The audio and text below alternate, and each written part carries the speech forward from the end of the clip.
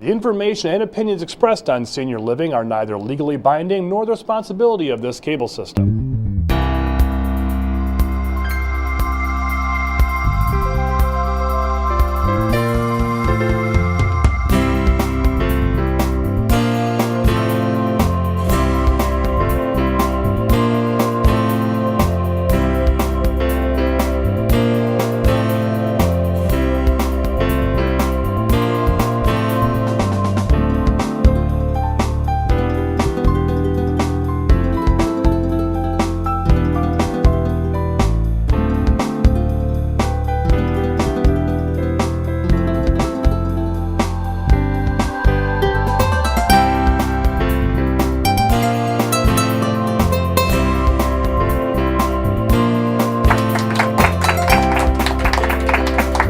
Hi, thanks for tuning in to Senior Living. My name is Patrick Samasco. I'm an elder law attorney in Mount Clemens. And we've been doing shows on various topics that affect our seniors in the community. We've had shows on estate planning and avoiding probate, protecting your assets if you have to go into a nursing home, the Medicaid rules. And one area that we talked a little bit about was on veterans benefits. Aid and attendant care. What happens if mom or dad needs in-home care or assisted living care? And that's a big area as our population gets older. There's so many more benefits that are available to the veterans that we brought with us today, Deborah Warden. She is the director of the St. Clair County Veterans Office, and she has a lot of wonderful information for our veterans and that we'd like to talk to her today. So thank you for coming today. Thank you for having me. So what is it exactly that you do for the county now? Well, what we do is oversee the services in our individual county. In the state of Michigan, there is a public law that allows commissioners to create a county Department of Veteran Affairs. There's 83 counties in Michigan. Does all counties have this office? No, but most of them do. Which counties do you work with? I work with St. Clair County and Lapeer County. Okay. Our viewers are Macomb, Oakland County, some St. Clair County as well, Wayne County. Do they have veteran offices? Yes. Well, Wayne does not, and they believe that they shouldn't have one because the federal building is located in Wayne County. The federal building has veteran service organizations like the VFW, American Legion, DAV, that have a presence in that building. So they believe because there's the presence of advocacy and claims representatives there that they don't need to have a county office. But Macomb County does have a Department of Veteran Affairs county office, and so does Oakland. Oakland has a few satellite offices as well. Wonderful. So those counties are very well supported in their advocacy. They do, a lot of them work partnership with the service organizations because of their presence in the federal building.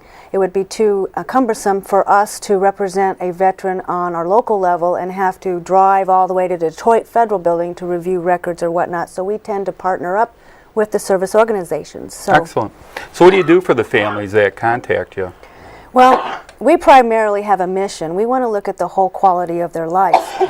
They come to us for many reasons. Most of the time it's because they're in need of something, some kind of financial relief or some kind of medical need or something. And usually it's a hearsay kind of thing, of people talking to people, that gets them and drives them to contact our office to begin with, which reveals a huge gap in communication. Isn't it common that they get so much misinformation out there? They heard this, or my cousin said that, or did you hear that a lot? Very much so. It's a very big phenomenon going on right now because of the senior age, most of our population meets that group, and because of all the needed services and all the financial troubles that they're having, there's so many people wanting to help veterans, but from care facilities all the way to financial planners, from advocates, you name it, family members of veterans. Everybody wants to help their veterans. So that's usually how we get, the word gets out, you need to see your county veteran service officer to start. What's the first thing that you suggest veterans do when they feel that they need help somewhere? Well, the first thing they need to do is get a hold of their county veteran service office for not just the obvious reason that they're a veteran or they're a surviving spouse of a veteran, but the first most important reason they should do that is because we will assess their entire need, and if we don't have the services or if there is not a benefit available that we can't fit them into, we refer them out to help them meet their unresolved needs. So we work as a partnership with other community organizations, DHS, Medicaid, United Way, all these other resources that are also out there. So where does it start? They have financial needs, but they also have service needs. Can you explain the difference between the two? Absolutely. Well, the way the VA benefits works is there's actually two main monetary benefits. So if they were able to fit into one of these, and I'll explain them very detailed in a summary, is what did I say? There are two main benefits, monetary only. There's no other deviation from that. There's only two. One is called compensation, and one is called pension. They're very different from each other. Can a person be entitled to both? Yes, they can be entitled to both, but the VA would only pay whichever pays the most. Now, the difference between them is the compensation is for a person, a veteran, who has a condition or a residual of something that incurred coincident with their time in service. So does that mean because you didn't get shot, you're not entitled? No, that does not mean that. It means additional things like you were exposed to very loud noise while you were in artillery. Now you have this tinnitus, which is called, ringing in your ears, or a hearing loss. The VA, we could work together in helping you be eligible for a compensation, regardless of your income. Now, for compensation, do you have to be a wartime veteran, or it could be any type of a injury that happened while you're in the service? Well, you could be in 2 days in the service and fall off a truck while you're on boot camp and break your leg. That condition would be considered the residual of it. The fracture itself, the time you went through is not going to be compensated, but if your residual is, now you're going to have arthritis in that joint where the fracture was, you can be compensated for having a chronic permanent residual to that incident that happened coincident with your time in service. It has nothing to do with wartime or being in combat or anything like that. Now there is some criteria as being honorably discharged or not due to misconduct, so there are some nuances to that, but there are also, it's not automatically to be assumed because just because you think this may not be you, there are always exceptions to every rule. So we always tell people, let's look into what you're at, see where you're at. So we'll rule that out, okay? In addition, we'll also look at the other benefit, which is pension. Pension is a benefit regardless of your income. That is an income-based benefit. Now this is where Mr. Samasco's office is really imperative because it is involving your finances, your assets. Now, this one is in regards to having 1 day wartime. Okay, 90 consecutive days served, but 1 day wartime. So there are some people that would not be eligible for that. Now, do you have to be totally in need of aid and attendance or needing care in your home to be eligible for the pension? No, you do not. All the aid and attendance is a higher level, a higher allowable threshold that you're allowed as far as the calculation goes. That's all that means. Instead of a $985 income limit for a veteran who is unable to sustain gainful employment to conditions not related to the service, could be 25 years old, but if the math works, he could be subsidized up to $985. But now if he needs assistance at home up into even a housebound level or a aid and attendance level, all that does is the math is the same. It just raises the $985 up to $1,644 for a single vet.